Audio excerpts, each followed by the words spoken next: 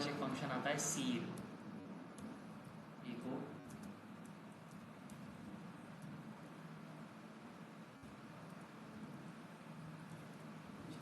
$a।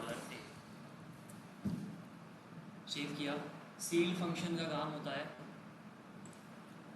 अगर आपके पास पॉइंट में कुछ वैल्यू आ रही है, जैसे कि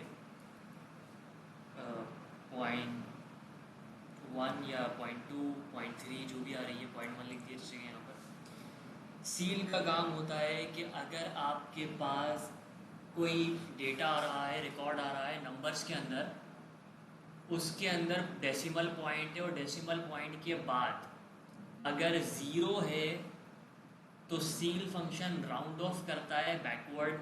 राउंड ऑफ बैकवर्ड का मतलब है कि 10 ही रहेगा, ठीक। और अगर ज़ीरो के अलावा पॉइंट के बाद 1 से लेकर 9 तक कुछ भी वैल्यू है तो वो राउंड ऑफ करेगा फॉरवर्ड आगे की तरफ, मतलब 10 को 11 कर देगा। 11 कर दिया क्योंकि मैंने 1 लिखा है। 0 ठीक है भाई, सिंपल। 1 से लेकर 9 तक कुछ भी नंबर लिख दो, राउंड ऑफ कर देगा। सील का ये काम होता है ना भैया। सील के बाद दूसरा आपके पास फंक्शन आता है फ्लोर। फ्लोर का काम होता है कि पॉइंट के बाद 0 से लेकर 9 तक कुछ भी वैल्यू हो, फ्लोर का काम है राउंड ऑफ करना बैकवर्ड। लेकिन थोड़ी सी टेक्निकल सी चीज़ बता देता हूँ फिर से। सील में 0 होगा तो राउंड ऑफ होगा बैकवर्ड, 1 से लेकर 9 तक वैल्यू होगी इसी पॉइंट के बाद तो राउंड ऑफ होगा फॉरवर्ड, ठीक। फ्लोर में 0 से लेकर 9 तक कुछ भी वैल्यू हो, ये किसी की नहीं सुनेगा, इसने बैकवर्ड ही करना है, मतलब 10 ही रहेगा हर हाल में, ठीक हो गया। 7 लिखा हुआ है हालांकि, ठीक हो गया, सिंपल। ये आपका फ्लोर का काम है, आप नंबर चेंज कर लो भले, 3 या 4 कर लो, कुछ भी। सेव किया और रिफ्रेश किया, ठीक है भाई। फॉरवर्ड नहीं करेगा, बैकवर्ड ही करेगा, सिंपल। इसके बाद आपके पास फंक्शन आता है, ये सब बिल्ट इन फंक्शन हैं जो हम लोगों ने पिछली क्लास में स्टार्ट किया था। बिल्ट इन फंक्शन का दूसरा ग्रुप है मैथ फंक्शंस। इसके बाद आपके पास आता है राउंड फंक्शन।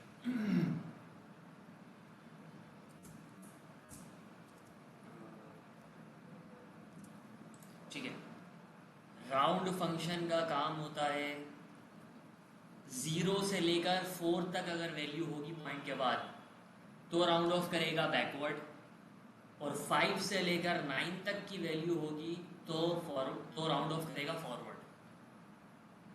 4 दिया हुआ है, 0 से 4 तक बैकवर्ड करेगा तो अभी 10 ही रहेगा।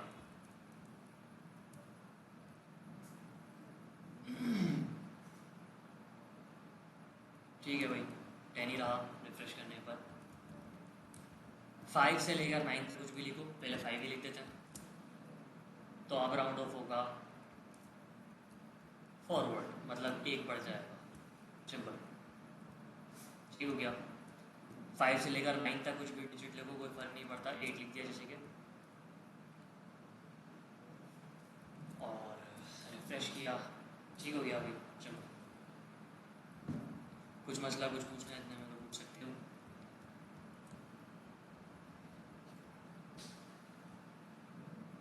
ओके, ठीक है। इसके बाद आपके पास फंक्शन आता है मिन। मिन का मतलब मिनिमम, और इन ब्रैकेट्स के अंदर आप मल्टीपल वैल्यूज देते हो। मिसाल के तौर पर 10, 20, 30, ठीक है, और वैल्यूज सेपरेट होती है कॉमा के थ्रू। इस फंक्शन का ये काम है कि आपको सबसे छोटी वैल्यू बताएगा कि कौन सी है, मिनिमम वैल्यू देगा आपको कि ये सबसे मिनिमम वैल्यू है, आपने जो वैल्यू जो रिकॉर्ड दी है उसको उसमें से सेव किया, वो वैल्यू प्रिंट हो जाएगी, ठीक हो गया। इतना सा काम है, कुछ भी नहीं। कुछ मसला कुछ पूछना है इतने में तो पूछ सकते हो। मिन से मिलता हुआ एक और आता है मैक्सिमम वैल्यू देगा, सबसे बड़ी वैल्यू। प्रिंट करेगा। ठीक है भाई, चलो एक और छोटी सी चीज़ बता देता हूँ, कोई फ़र्क नहीं पड़ता कि वैल्यूज़ सीक्वेंस में है या नहीं है, आगे पीछे टेढ़े मेढ़े भी अगर सीक्वेंस होगी तो भी कोई फ़र्क नहीं पड़ता। मिसाल के तौर पर अभी भी मैक्सिमम वैल्यू ही देगा, हालांकि अब सीक्वेंस ख़राब हो गई है। ठीक है, कोई फ़र्क नहीं पड़ता। कुछ मसला कुछ पूछना है इतने में तो पूछ सकते हो।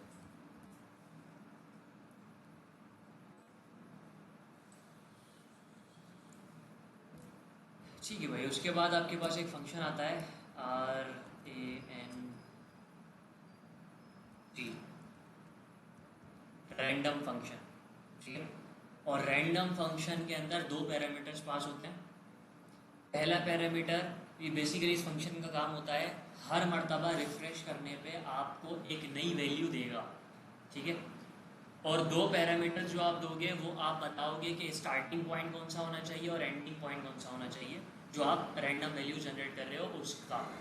तो यहाँ पर मैंने दिया भाई, आप जो रैंडम वैल्यू जनरेट करोगे वो 1 से स्टार्ट होनी चाहिए और 100 तक होनी चाहिए, मतलब 1 से लेकर 100 तक की रैंडम वैल्यूज़ मैं हर मरतबा जब भी रिफ्रेश करूँ मुझे आपने देनी है। इसका ये काम हमने बता दिया। इसको सेव किया, रिफ्रेश किया, ठीक है, फिर रिफ्रेश किया, फिर रिफ्रेश किया, सिंपल करते जाओ रिफ्रेश, नई नई वैल्यूज देता जाएगा, कोई टेंशन नहीं। हर मरतबा रिफ्रेश करने पर रैंडम कुछ भी हो। ठीक है, रैंडम वैल्यूज का फंक्शन काम करता है जब तक जीरोस 1 के बाद 18 है, मतलब दो लगे में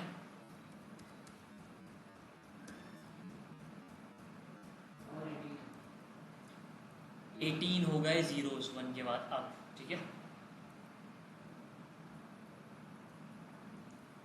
रैंडमली नंबर जनरेट कर दे रहा है हमें ये। ठीक है, एक जीरो बढ़ाता हूँ अब यहाँ पर, सिर्फ 19 हो गया। सेव किया,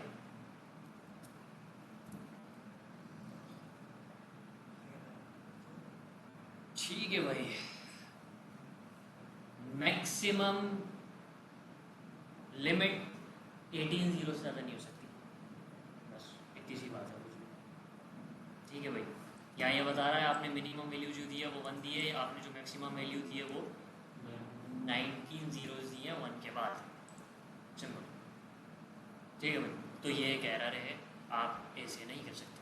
सिंपल, ठीक है भाई, तो एक कम कर देते हैं। सेव किया, रिफ्रेश किया, डन हो गया। बल्कि मैं इसको एरर पर ही छोड़ देता हूँ ताकि याद रहे। ठीक है भाई, कुछ मसला कुछ पूछना है इतने में तो पूछ सकते हो।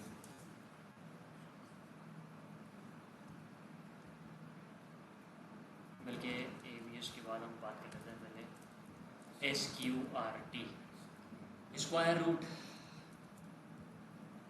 ठीक है, और स्क्वायर रूट के अंदर सिर्फ एक ही पैरामीटर पास होता है जिसका आप स्क्वायर रूट देखना चाहते हो या निकालना चाहते हो।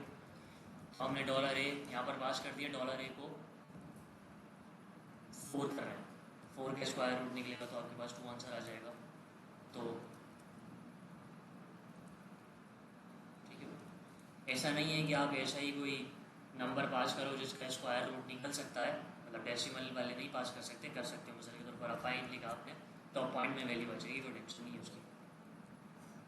ठीक है, चलो कुछ मसला कुछ पूछना है इतने में तो पूछ सकते हो। ये स्क्वायर रूट बता सकते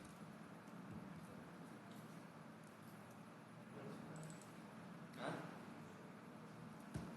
स्क्वायर रूट के बाद आपके पास आता है ABS, फुल फॉर्म एब्सोल्यूट। ठीक है, सेव किया। एब्सोल्यूट का काम पता है किसी को? जावास्क्रिप्ट में भी, वैसे तो ये सारे फंक्शन ही जावास्क्रिप्ट में भी है, कोई इसमें ऐसा नहीं है जो जावास्क्रिप्ट में ना हो, सारे वही वाले हैं।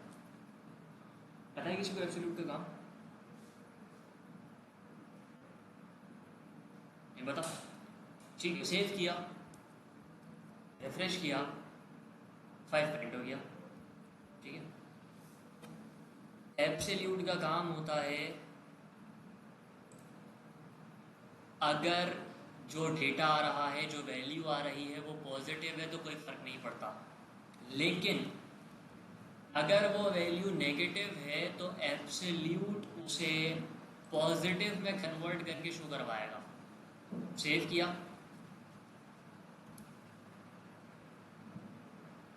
5 प्रिंट हो रहा है अभी भी, हालांकि हमने -5 पास किया। तो कोई सजेशंस हैं कि ऐसी कौन सी चीज़ें हमारी लाइफ के अंदर जो नेगेटिव नहीं हो सकती?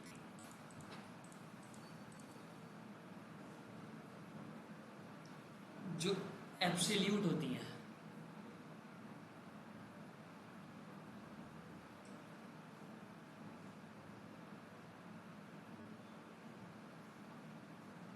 क्या हुआ, तुम्हारी ज़िंदगी में कोई ऐसी चीज़ नहीं है? हाँ, टाइम हो सकता है बिल्कुल, और क्या हो सकता है?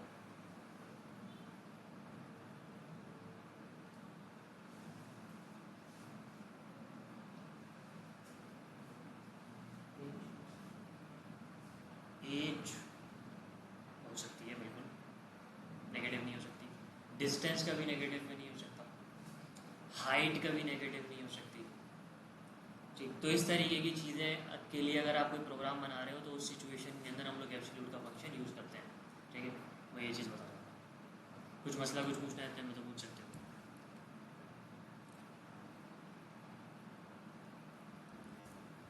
इसके बाद आपके पास आता है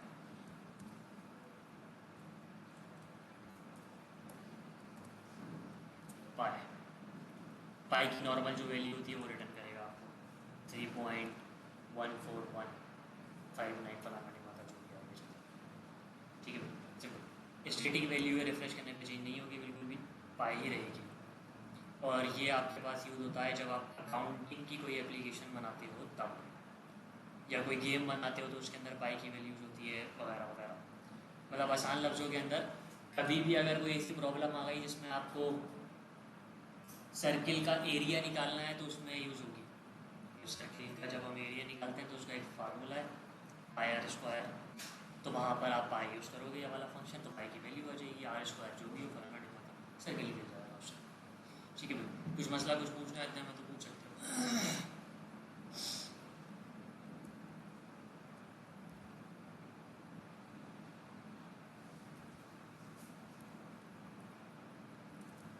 हाँ, ठीक है। ठीक है, ये आपके मैथ फंक्शंस थे।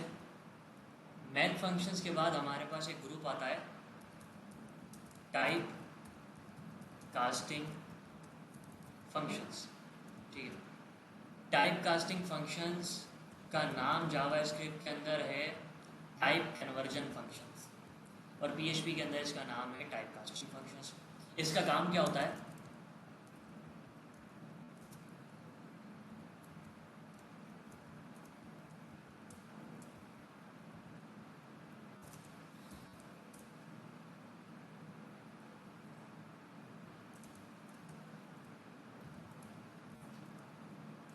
क्या आंसर आएगा? सॉरी, चलो हाँ, क्या आंसर आएगा ये बता दो। 10 आ जाएगा बी की वैल्यू। 10 डेटा टाइप क्या आएगी?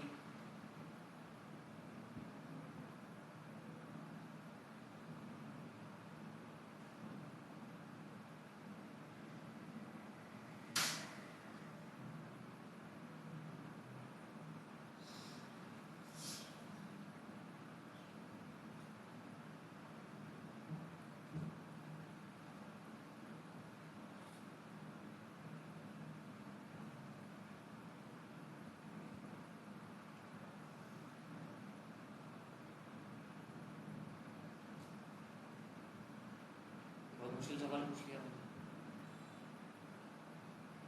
वेरिएबल बी की डेटा टाइप क्या आएगी? कुछ आगे से? हाँ, ये कोई डेटा टाइप थोड़ी, वो तो वेरिएबल का नाम है, डेटा टाइप थोड़ी। डेटा टाइप हमने पढ़ी थी हैं? ए हमने बनाया, उसके अंदर एक वैल्यू पास की 10, और हमने बी को कर दिया ए के बराबर, तो बी के अंदर ए की वैल्यू चली जाएगी। फिर ये पूछ रहा हूँ सिंपल सी चीज़, सिंपल सी चीज़, सिंपल सी चीज़, सिंपल सी चीज़, सिंपल सी चीज़, सिंपल सी चीज़, सिंपल सी चीज़, सिंपल सी चीज़,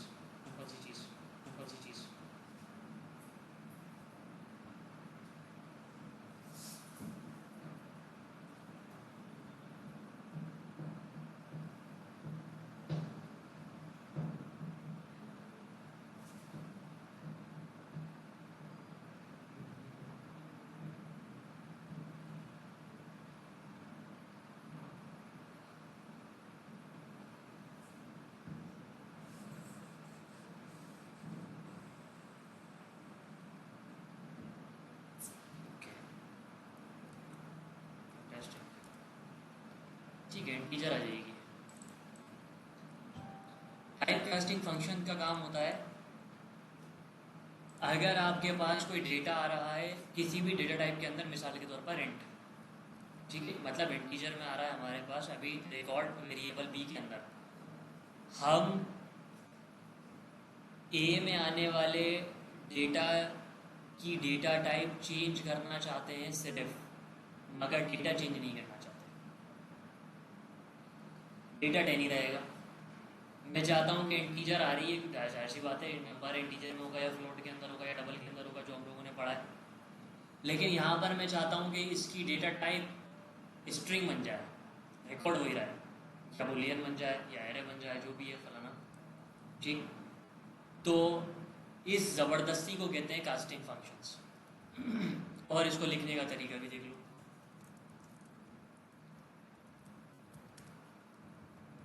वेरिएबल से पहले ब्रैकेट लगेंगे और उस ब्रैकेट के अंदर आप लिखोगे अपने डेटा टाइप का नाम, ठीक। इस ए के डेटा को स्ट्रिंग में कन्वर्ट करो और वेरिएबल बी के अंदर स्टोर करवाओ, और नीचे मैंने वेरिएबल बी को प्रिंट किया है, तो अब वो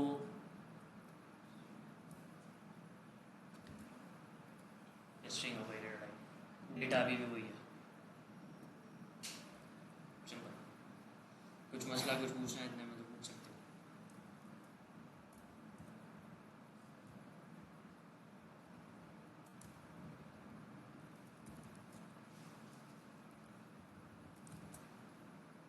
सेव किया, लोड हो गई, कुछ भी रख सकते हो, जितनी भी डेटा टाइप्स पड़ी हैं, कोई फर्क नहीं पड़ता उससे।